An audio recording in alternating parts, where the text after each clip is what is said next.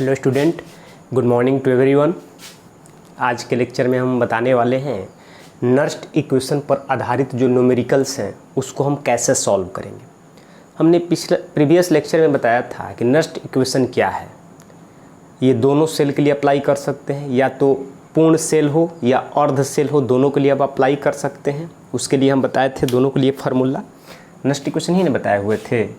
E is equal to E not minus, last में जो Nernst equation का छोटा फॉर्म लाए थे उसी का चर्चा कर रहे हैं, इसलिए कि उसी का यूज करके आप न्यूमेरिकल सॉल्व करेंगे।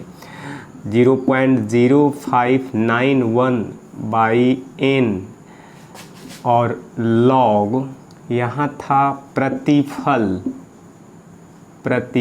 की मोलर सांद्रता ऊपर रहेगा और अभिकारक की मोलर सांद्रता नीचे रहेगा।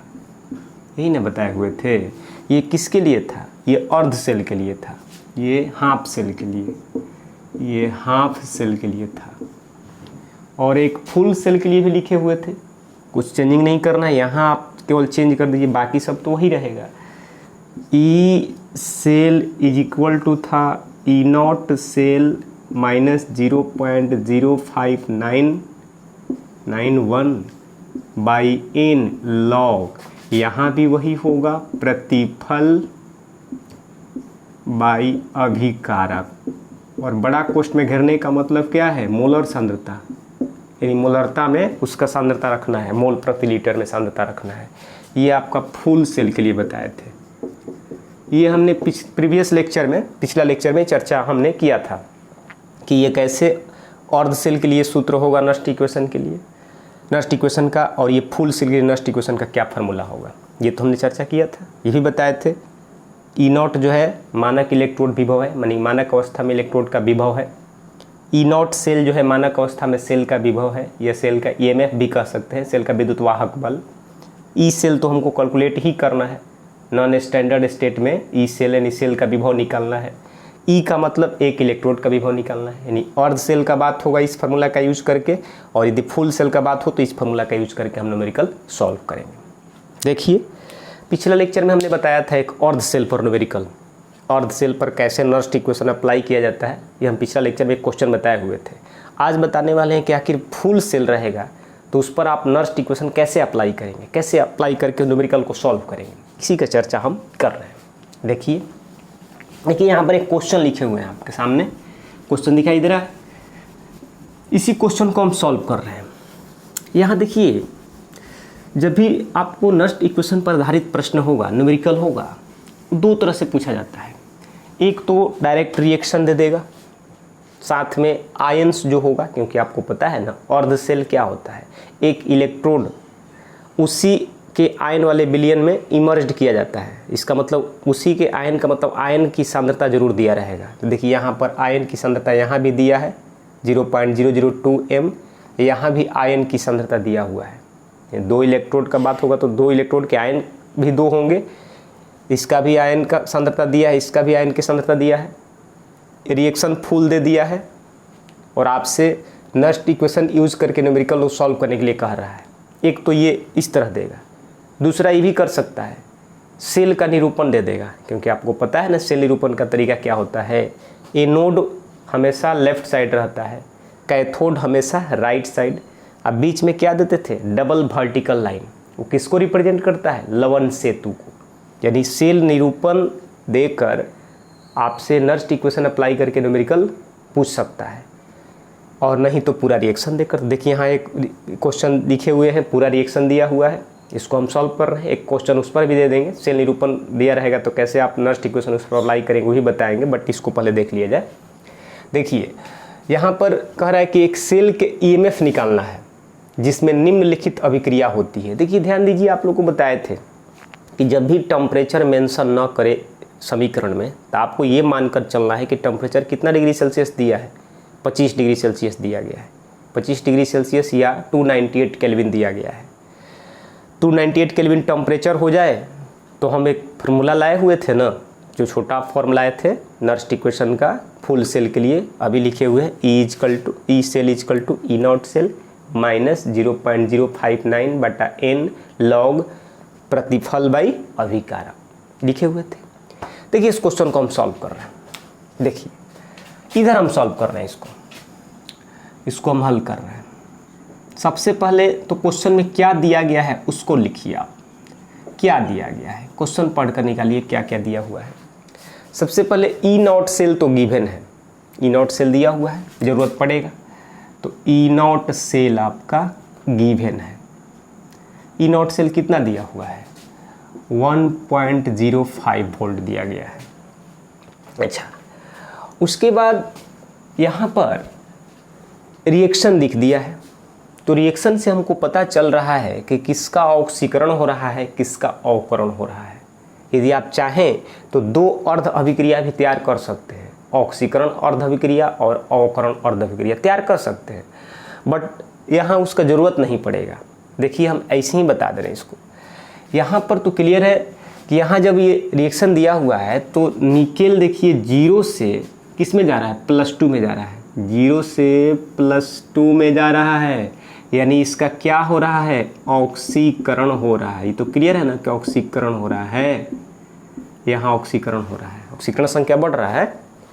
यहाँ देखिए सिल्वर +1 से कहाँ जा रहा है, 0 में जा रहा है, +1 से 0 में जा रहा है, तो यहाँ क्या हो रहा है, अवकरण हो रहा है, अवकरण हो रहा है। और हमको पता है कि जो आपका ये फुल सेल का रिएक्शन है, इसके लिए नर्स इक्वेशन का छोटा फॉर्म क्या है पता है हम लोग को, E cell is equal to E not cell minus 0.0591 by N log प्रतिफल बाई अभिकारक। ये पता है ना, ये तो पता है कि इसी हम इक्वेशन का यूज करके न्यूमेरिकल सॉल्व करेंगे। यहाँ ई नॉट सेल ऑलरेडी दिया हुआ है, अब क्या चाहिए, प्रतिफल चाहिए, क्या चाहिए, अभिकारक चाहिए और एन चाहिए, यही ना चाहिए, उसके बाद तो क्वेश्चन बन जाएगा। तो एन क्या होता है, आपका रिएक्शन में अभिक्रिया में कितना इलेक्ट्रॉन भाग ले रहा है, कितना इलेक्ट्रॉन का लेन देन हो रहा है, तो बताइए आप ही। ऑक्सीकरण में जितना इलेक्ट्रॉन लॉस होता है, त्याग किया जाता है, उतना ही ना अवकरण में ग्रहण किया जाता है। इसका मतलब ऑक्सीकरण में त्यक्त इलेक्ट्रॉन की संख्या लिखिए या अवकरण में ग्रहित इलेक्ट्रॉन की संख्या लिखिए, दोनों तो बराबर ही आएगा। देखिए यहाँ पर 0 से +2 में जाने का क्या मतलब है, 0 से +2 में जाने का मतलब कितना इलेक्ट्रॉन त्याग कर रहा है, 2 इलेक्ट्रॉन त्याग कर रहा है, तभी ना ऑक्सीकरण संख्या इसका बढ़ रहा है। यदि आप सिल्वर को लेकर चलिए तो भी आपका वैल्यू वही आएगा। सिल्वर, एक सिल्वर +1 से कहाँ जा रहा है, 0 में, कितना इलेक्ट्रॉन ग्रहण किया होगा, 1 इलेक्ट्रॉन। कितने सिल्वर यहाँ है, 2 सिल्वर है, टोटल कितना ग्रहण करना पड़ेगा, 2। और हमने बताया है कि जितना इलेक्ट्रॉन ऑक्सीकरण में त्याग होगा, अवकरण में उतना ही ना इलेक्ट्रॉन ग्रहण किया जाता है। तो ग्रहित इलेक्ट्रॉन की संख्या और त्यक्त इलेक्ट्रॉन की संख्या तो क्या आएगा, बराबर ही आएगा। इसका मतलब एन तो यहाँ हमको पता हो गया, एन की संख्या बताइए कितना होगा, 2 होगा। 2 ही इलेक्ट्रॉन का लेन देन हो रहा है ना, ऑक्सीकरण में 2 ही इलेक्ट्रॉन त्याग हो रहा है और अवकरण में 2 इलेक्ट्रॉन का ग्रहण किया जा रहा है, तो एन तो पता हो गया। ई नॉट सेल तो क्वेश्चन में दिया है, अब हमको प्रतिफल की मोलर सांद्रता रखना है और अभिकारक की मोलर सांद्रता को रखना है हमको। तो हम यहाँ पर लिख दे रहे हैं पहले, ई नॉट सेल तो गिवन है। अब बताइए यहाँ पर Ag+ का सांद्रता दिया है, Ag+1 की मोलर सांद्रता, बड़ा कोष्ठ में घेरिएगा तो मोलर सांद्रता कितना दिया हुआ है, देखिए ब्रैकेट में लिखा हुआ है 0.002 m, इतना मोल प्रति लीटर, यानी कि 0.002 m लिखा हुआ है। उसके बाद किसकी सांद्रता दिया गया है, निकेल आयन का भी सांद्रता दिया हुआ है 0.160 कैपिटल M मोल प्रति लीटर में, तो यहाँ निकेल का भी लिख लीजिए, निकेल +2, इसकी मोलर सांद्रता गिवन है आपका, कितना दिया हुआ है, 0.160 m दिया गया है। अच्छा, ई नॉट सेल पता हो गया, दोनों आयन की सांद्रता हमको पता हो गया। एन अब लिख लीजिए, एन तो आसानी से पता कर सकते हैं ना, क्योंकि आपको पता है इस रिएक्शन के लिए एन कितना है। फिर से समझिए, कितना इलेक्ट्रॉन त्याग किया जा रहा है निकेल के द्वारा, 2 इलेक्ट्रॉन। सिल्वर के द्वारा कितना इलेक्ट्रॉन ग्रहण किया जा रहा है, 2। तो या तो त्यक्त इलेक्ट्रॉन की संख्या लिखिए या ग्रहित इलेक्ट्रॉन की संख्या लिखिए, दोनों तो बराबर ही आएगा ना। तो यहाँ एन की संख्या कितना हो गया, 2 हो गया। अब आप यूज कीजिए इस फार्मूला को, यहाँ लिख दे रहे हैं सिस्टमेटिक ढंग से, तब आपको क्लियर हो जाएगा। देखिए इस फार्मूला को हम यूज कर रहे हैं। देखिए अब यहाँ पर चूंकि आपको पता है E not cell is equal to E cell is equal to E not cell minus 0.0591 by N log प्रतिफल की मोलर सांद्रता बाई अभिकारक की मोलर सांद्रता। तो आप ही लोग बताइए कि इस रिएक्शन में कौन प्रतिफल होगा, कौन अभिकारक होगा। ये दोनों प्रजाति क्या है, प्रतिफल है, और ये दोनों क्या है, अभिकारक है। लेकिन हम पहले भी चर्चा किए हुए हैं कि कोई आपका प्रजाति ठोस अवस्था में हो तो उसकी सांद्रता को यहाँ नहीं रखिएगा। क्यों? क्योंकि उसकी सांद्रता को कितना माना जाता है, 1 माना जाता है। तो इसको रख भी दीजिएगा तो यहाँ असर पड़ने वाला नहीं है। ध्यान दीजिए, यहीं से आप इसको हटा दीजिए। यहाँ देखिए सिल्वर ठोस अवस्था में, इसका मतलब ठोस सॉलिड स्टेट में है। अभिकारक में भी निकेल किस अवस्था में है, ठोस अवस्था में है। दोनों की सांद्रता को रखेंगे तो भी असर पड़ने वाला नहीं है। क्यों? क्योंकि इसका सांद्रता चाहे कुछ भी दिया रहे कितना माना जाता है, 1 ही माना जाता है। तो बताइए, इसको और इसको तो यहाँ पर यूज करना नहीं है, तो बचा क्या, 2। ये बचा है निकेल आयन और ये क्या बचा है, सिल्वर आयन। ये एक्वस स्टेट में होता है, ये एक्वस फॉर्म में ईवी है। आईवी किस स्टेट में, एक्वस स्टेट में, क्योंकि आयन तो एक्वस स्टेट में ना होगा, वैसे तो आयन डिसोसिएट करेगा नहीं। अब बताइए, यहाँ पर इसको और इसको यूज नहीं करना है। क्यों नहीं यूज करना है, समझ में आया? क्योंकि कोई भी आपका रासायनिक प्रजाति हो यदि ठोस अवस्था में हो तो उसकी मोलर सांद्रता को कितना लिया जाता है, 1 ही लिया जाता है, चाहे उसकी मोलर सांद्रता कुछ भी क्यों ना दिया जाए। तो इसको और इसको इसमें तो यूज करना नहीं है। तो प्रतिफल में किसको यूज करना है, निकेल आयन का। अभिकारक में किसका यूज करना है, सिल्वर आयन का। हमने यही बताया था कि जिस आयन की मोलर सांद्रता यहाँ रखिएगा उसके पावर में उसका यहाँ गुणक जाता है, जो स्टाइक्योमेट्री गुणक। स्टाइक्योमेट्री गुणक पता है ना, कोई समीकरण को जब हम संतुलित करेंगे तो जो गुणक यहाँ आता है उसको कौन गुणक कहा जाता है, स्टाइक्योमेट्री गुणक। तो ये स्टाइक्योमेट्री गुणक पावर में चला जाता है, पहले भी चर्चा किए हुए हैं। देखिए, ये तो समझ में आ गया कि निकेल को और सिल्वर को यहाँ यूज नहीं करेंगे क्योंकि ठोस अवस्था में है, उसकी मोलर सांद्रता कितना हो जाएगा, 1 हो जाएगा। तो इसको तो यूज करना नहीं है, तो ये दोनों को यूज कीजिए। तो यहाँ रख रहे हैं ई नॉट सेल, तो पता है वैल्यू रख दीजिए उठाकर। तो यहाँ देखिए ई नॉट सेल तो 1.05 माइनस 0.0591 बाई एन। एन देखिए यहाँ निकला हुआ है। एन क्या है, रेडॉक्स अभिक्रिया में भाग लेने वाले इलेक्ट्रॉन की संख्या, कितने इलेक्ट्रॉन का लेन देन हो रहा है, कितने इलेक्ट्रॉन त्याग या ग्रहण किया जा रहा है। तो त्यक्त इलेक्ट्रॉन की संख्या ग्रहित इलेक्ट्रॉन की संख्या बराबर ना आएगा, तो कोई एक लिख दीजिए। तो एन का वैल्यू कितना आया, 2 लॉग। बताइए प्रतिफल में क्या है, दोनों है, बट किसको लेंगे हम, निकेल आयन को लेंगे। इसको तो लेना नहीं है क्योंकि ठोस अवस्था में है। तो यहाँ निकेल, तो यहाँ ऐसे कर दीजिए एक बार, निकेल +2 एक्वस, यहाँ बड़ा कोष्ठ में घेरने का मतलब कौन सांद्रता, मोलर सांद्रता, बाई सिल्वर। सिल्वर आयन आपका एक्वस फॉर्म में मोलर सांद्रता, लेकिन हमने बोला है कि जो मोलर सांद्रता होगा उसके पावर में क्या जाएगा, उसका गुणक जाएगा, स्टाइक्योमेट्री गुणक। तो बताइए सिल्वर आयन का स्टाइक्योमेट्री गुणक कितना है, 2 है।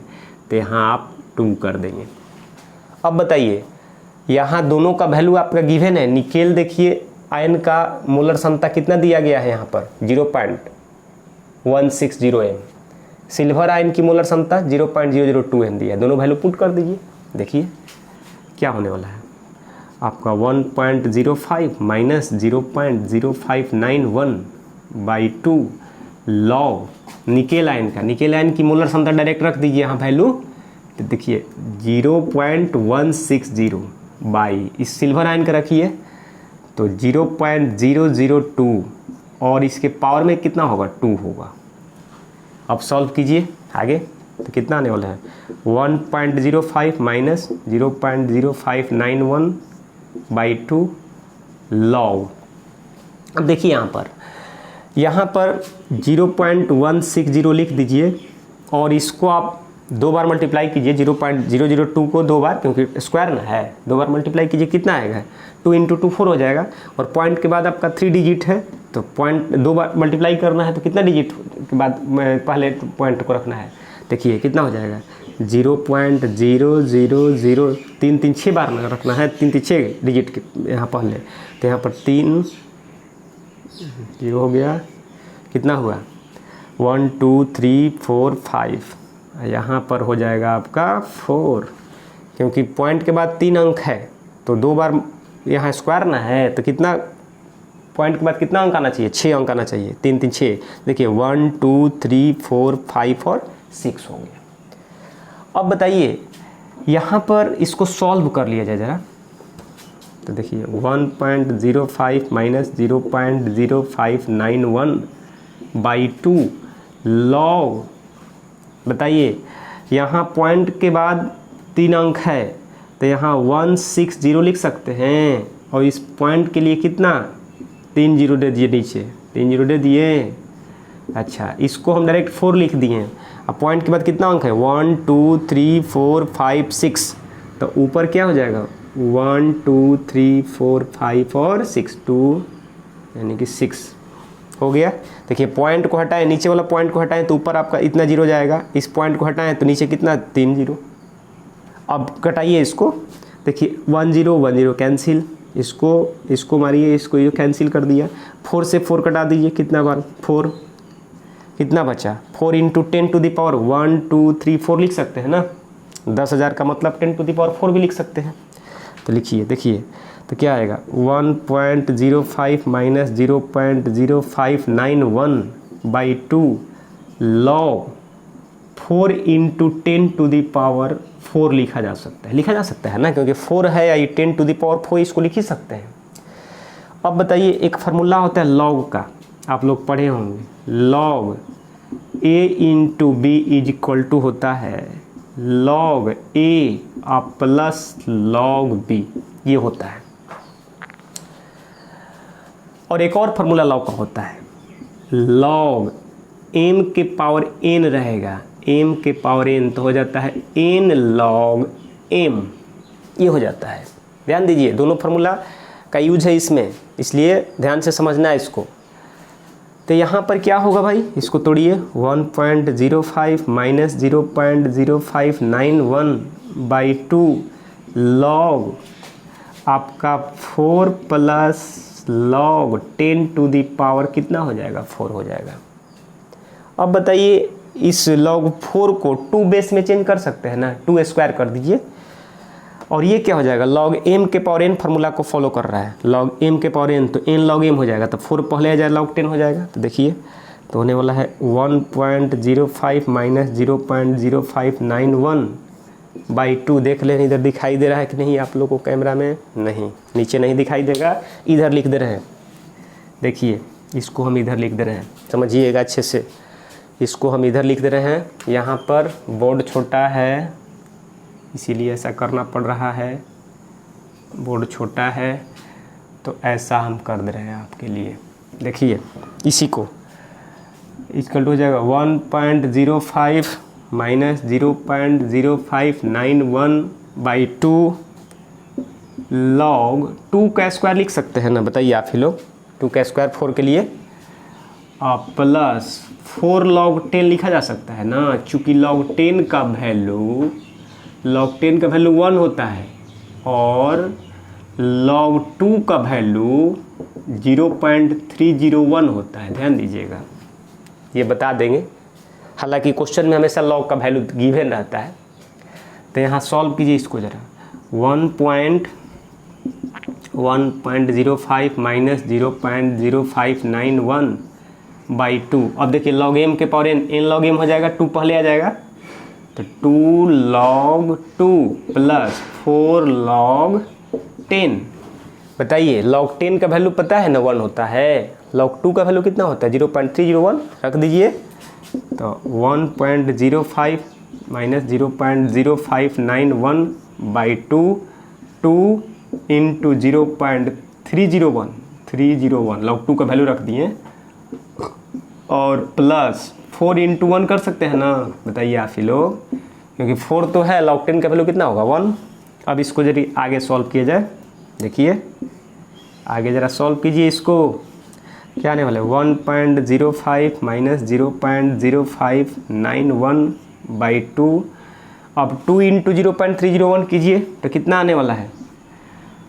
0.602 अब प्लस कितना? 4। तो अब डायरेक्ट 4.602 लिख सकते हैं ना। अब देखिए यहाँ पर आगे भी कर दे रहे हैं, थोड़ा सा जगह की कमी है इसीलिए करना पड़ रहा है ऐसे। तो 1.05 माइनस 0.0591/2 और यहाँ पर इंटू 4.602 जोड़िएगा तो इतना ही ना आएगा। अब इसको पिटा दीजिए, कटाइए पिटाइएगा, आप सॉल्व कीजिएगा, 2 से ये कट जाएगा ना, इसमें मल्टीप्लाई कर दीजिएगा जो भी आएगा। अब यहाँ से इसमें से घटा दीजिएगा, आपका आंसर आने वाला है, देखिए इसका आंसर आएगा, डायरेक्ट हम आंसर लिख दे रहे हैं इसमें 0.915, यानी कि आएगा आंसर आपका 0.915 वोल्ट आएगा। अब आप कहेंगे कि सर डायरेक्ट आंसर लिख दिए, इसलिए कि बताइए यहाँ से तो आपका काम है ना, कैलकुलेशन कर लीजिएगा। अब करेंगे तो फिर इसमें संभव है, आप करेंगे इसमें बहुत समय लगेगा ना, इसकी वजह से आप क्या कीजिएगा, यहाँ से 2 से इसको कटाइए, कट जाएगा ना, और यहाँ जो आएगा इसमें मल्टीप्लाई कर लीजिएगा, इसके बाद 1.05 में से घटाइएगा, यही आपका आंसर आएगा। तो ये हुआ इस रिएक्शन के लिए सेल का विभव। तो कैसे निकला समझ में आ गया ना, पुनः एक बार समझ लीजिए। यहाँ पर हमने बोला कि इस रिएक्शन के लिए E0 सेल दिया हुआ है, Ag प्लस और Na+2 दोनों की मोलर सांद्रता दिया हुआ है, N का वैल्यू हम पता कर लिए, कितना इलेक्ट्रॉन का त्याग हो रहा है या ग्रहण किया जा रहा है। उसके बाद ये formula E cell is equal to E0 cell minus 0.0591/n log प्रतिफल बाई अभिकारक। तो प्रतिफल में भी देखना है, ठोस वाला को तो लेना ही नहीं है, जो आपका एक्वस फॉर्म है या गैस हो तब लेना है। गैस के लिए मोलर सांद्रता यूज कीजिए, नहीं तो उसका दाब यूज कीजिए, दाब दिया है तो दाब भी यूज कर सकते हैं, लेकिन गैस तो इसमें है नहीं, तो ठोस को तो इसी हटा देना। इस सिल्वर को हटाइए इधर से निकल को हटाइए, इसको रखना नहीं है इसमें। अब यहाँ पर देखिए ये वैल्यू रखें, यहाँ पर N का वैल्यू 2, E0 सेल दिया हुआ है, लॉग निकेल आयन ऊपर, सिल्वर आयन नीचे। सिल्वर आयन में देखिए पावर में 2 गया है, क्यों? क्योंकि इसका गुणक कितना है 2, जो गुणक है यहाँ पर जाता है। दोनों की मोलर क्षमता का वैल्यू पुट किए, उसके बाद हम तो सॉल्व कर रहे हैं, पॉइंट को हटाएं, पॉइंट के बाद 3 डिजिट है तो पॉइंट को हटाएं, तो देखिए यहाँ पर 3 जीरो आएगा। पॉइंट के बाद देखिए 1 2 3 4 5 6 है, तो 6 देखिए जीरो ऊपर गया, कटाए इसको है, कटाए सॉल्व किए हैं, सॉल्व करने पर ये आएगा log 4 × 10⁴, तो log a × b, तो log a plus log b हो जाएगा ना। देखिए log a plus log b, b में भी देखिए log m के पावर n के फॉर्म में आ गया, तो n log m हो जाता है, तो 4 पहले आ गया, देखिए यहाँ पर लिखे हैं 4 log 10 log 2 के पावर 2, यानी कि 4 को हम 2 के बेस में चेंज कर सकते हैं। तो फिर फार्मूला देखिए log m के पावर n, तो n log m हो जाएगा। तो यहाँ देखिए सॉल्व करते गए, 2 log 2 का वैल्यू देखिए लिख दिए हैं, log 10 का वैल्यू रखे हैं, पुट कीजिए, और उसके बाद तो आपका काम है सॉल्व कीजिएगा, तो ये आपका आंसर आ जाएगा। समझ में आ गया? इसको नोट कीजिए, तब तक इस पर एक और क्वेश्चन दे रहे हैं।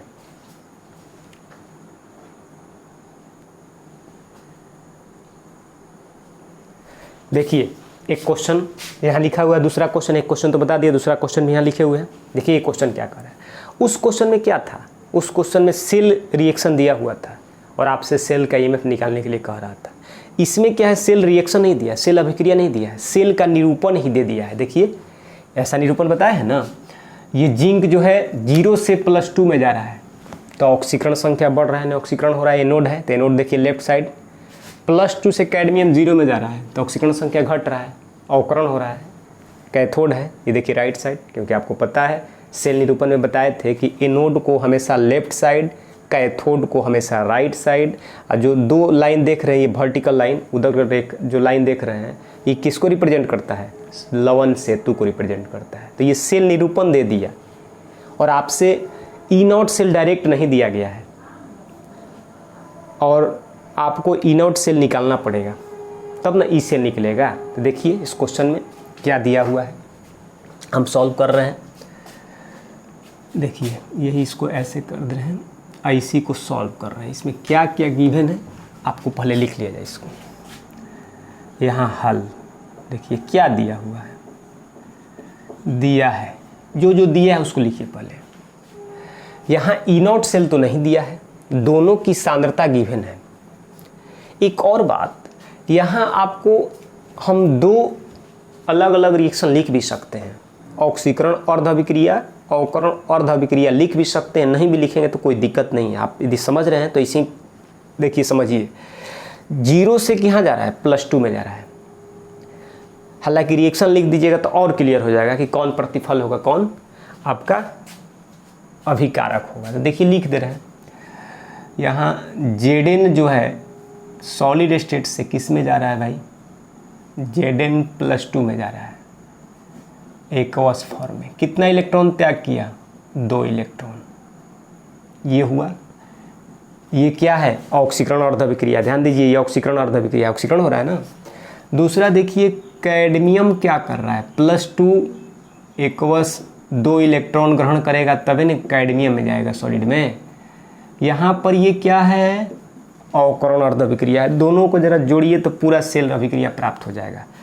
तो देखिए Zn सॉलिड हुआ, कैडमियम +2 एक्वस हुआ, एरो दीजिए, Zn+2 एक्वस हुआ और प्लस Cd क्या हुआ, सॉलिड हुआ कैडमियम। अब बताइए यही ना नेट सेल अभिक्रिया हुआ। अब आप कहेंगे कि इलेक्ट्रॉन सर नहीं लिखे हैं, तो इलेक्ट्रॉन को दोनों तरफ है कैंसिल हो जाएगा ना, 2 इलेक्ट्रॉन इधर भी है, 2 इलेक्ट्रॉन कैंसिल हो गया, दोनों को जोड़ दिए तो नेट सेल अभिक्रिया प्राप्त हो गया। ये क्या था, ऑक्सीकरण अर्ध अभिक्रिया है फर्स्ट नंबर। इसको क्या बोलेंगे, अवकरण अर्ध अभिक्रिया, क्योंकि इसमें इलेक्ट्रॉन ग्रहण किया जा रहा है जबकि इसमें क्या है, त्याग हो रहा है। दोनों अर्ध अभिक्रिया को जोड़िएगा तो पूरा रिएक्शन प्राप्त हो गया। अब हमको प्रतिफल और अभिकारक पता हो गया। अच्छा एक और बात, दोनों की सांद्रता दिया है। देखिए यहाँ पर क्वेश्चन में Zn+2 की मोलर सांद्रता कितना दिया गया है, देखिए लिखा हुआ है नीचे 0.01 m लिखा गया है। उसके बाद कैडमियम का भी दिया हुआ है, कैडमियम की मोलर सांद्रता कितना दिया है, 0.1 m दिया हुआ है। अच्छा लेकिन E0 सेल दिया नहीं गया है। E0 सेल निकालने के लिए आपको इन्फॉर्मेशन गिवन है। देखिए जिंक के लिए आपका मानक अवकरण विभव दिया गया है। अब आप कहेंगे कि सर कैसे पता चला मानक अवकरण विभव है, देखिए +2 से जिंक 0 में जा रहा है तो अवकरण हो रहा है ना। यहाँ भी कैडमियम का मानक अवकरण विभव दिया गया है क्योंकि +2 से भी 0 में जा रहा है। दोनों का मानक अवकरण विभव जब दिया है तो दोनों का डिफरेंस निकाल दीजिएगा, वही ना E0 सेल हो जाएगा। चूँकि आपको पता है यहाँ n तो लिख सकते हैं, n तो पता हो गया ना, n का मतलब कितना इलेक्ट्रॉन का त्याग या ग्रहण किया जा रहा है, 2 इलेक्ट्रॉन। देखिए तो 2 हो गया। अब चलिए N2 हो गया। चूँकि आपको पता है E0 सेल इजकल टू क्या होता है, आपको पता है ना, E0 Rp कैथोड, यहाँ ध्यान दीजिए, cathode minus E0 Rp anode. ये फार्मूला पहले भी बताए हुए हैं। कैथोड के मानक अवकरण विभव में से एनोड के मानक अवकरण विभव को घटाइएगा तो E0 सेल निकलता है। तो ज़रा सोचिए आप, कैथोड पर क्या होता है, अवकरण होता है। तो अवकरण कहाँ हो रहा है, कैडमियम के पास। तो कैडमियम किसका काम किया, कैथोड का। और जहाँ ऑक्सीकरण होगा वो एनोड का काम करेगा। तो इसका मतलब जिंक यहाँ पर क्या है, एनोड है। तो देखिए यहाँ कैडमियम के मानक अवकरण विभव में से, यानी इस वैल्यू में से इसको घटाना है आपको। देखिए तो यहाँ लिख सकते हैं E0, ये वैल्यू को एक बार लिख दे रहे हैं यहाँ पर, Cd+2 से Cd आपका माइनस E0 Zn+2 से Zn, इसलिए लिख दें ताकि आपको पता होगा कि ये कैथोड है, ये क्या है, एनोड है। और दोनों का वैल्यू आपको गिवन है, तो वैल्यू रखिए कितना होगा, -0.40 माइनस -0.76, माइनस में क्या हो गया प्लस, इसको इधर ला दीजिए, इसको उधर ले जाइए। तो 0.76 माइनस 0.40 कितना आने वाला है, 0.36 वोल्ट। ये आपका आ गया E0 सेल। लेकिन हमको E0 सेल नहीं निकालना है, हमको क्या निकालना है, सेल का विभव निकालना है, ई सेल निकालना है। हम क्वेश्चन में हमको पता है कि हमको क्या निकालना है भाई, E cell is equal to what. तो ई सेल निकालने के लिए फार्मूला पता है ना, क्योंकि आपको फार्मूला पता है, E cell is equal to क्या होता है, E0 cell minus 0.0591 by n log प्रतिफल बाई क्या होगा, अभिकारक। ध्यान देना है, बार बार ये बात समझा रहे हैं कि जब क्वेश्चन में टेम्परेचर दिया है तो ठीक है, टेम्परेचर नहीं दिया है तो भी 298 केल्विन ही आपको मानना है जनरली। तो प्रतिफल और अभिकारक, प्रतिफल पता हो गया ना कि ये दोनों होगा, और अभिकारक कौन होगा, ये दोनों।